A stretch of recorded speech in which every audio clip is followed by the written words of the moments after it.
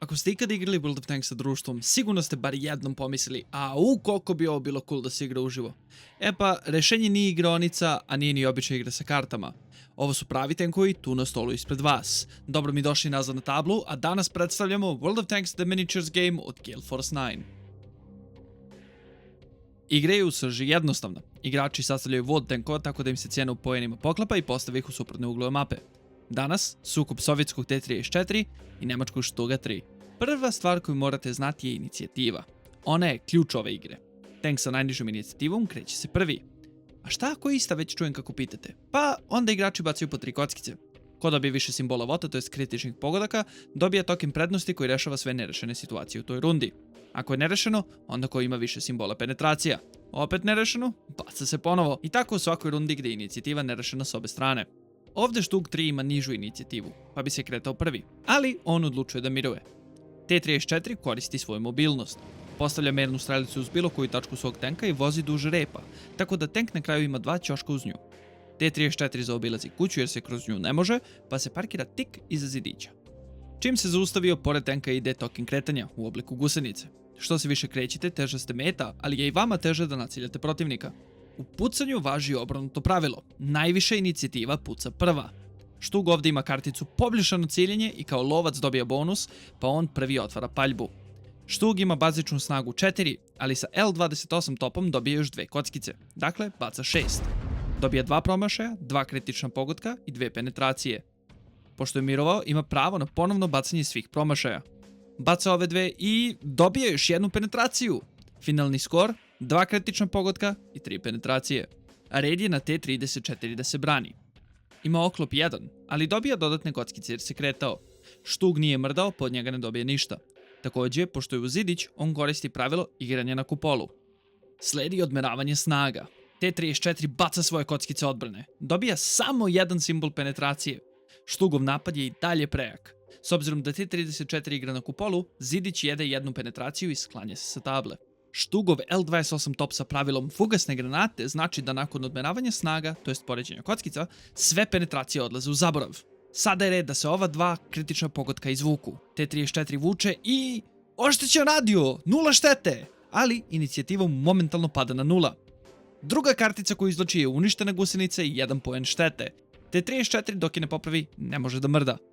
Ukupno štete 1 i stavljamo marker. Sada je napokon red na T-34 da gađa. Baca 4 kockice i... katastrofa! Sve promašaj! Ipak, pošto je srednji tank, može opet da baci 1 promašaj i...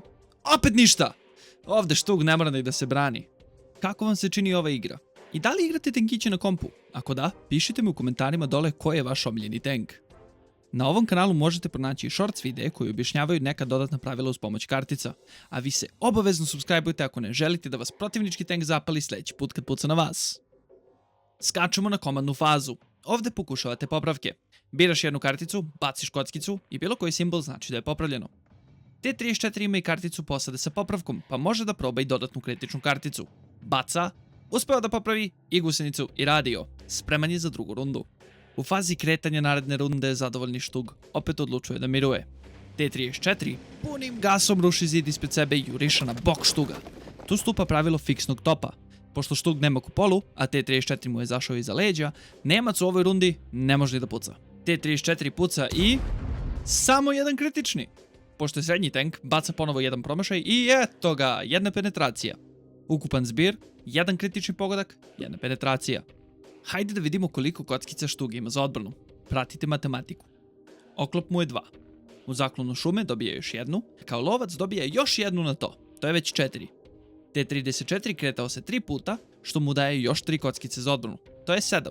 Limit za odbranu je 6, dakle Štug je na maksimumu. No, pre oduzimanja kockica preko maksimuma, prvo idu penali. Prvi penal, blizina. T-34 je na manje od 1 strelice udaljenosti. Štug gubi 1 kockicu i sada je već na 6. Doduše, Štug također ima slab bok. T-34 ga gađa u stranu.